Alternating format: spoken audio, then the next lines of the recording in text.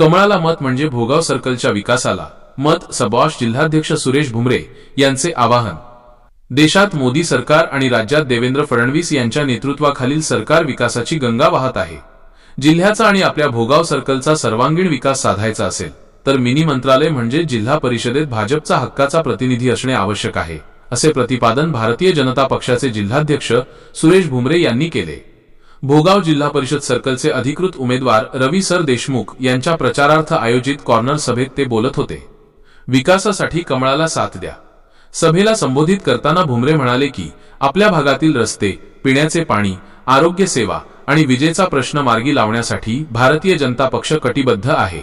पालकमंत्र्यांपासून ते आमदारांपर्यंत सर्वच भाजपचे असल्याने जिल्हा परिषदेतही भाजपची सत्ता आल्यास विकासाची कामे अधिक जोमाने होतील।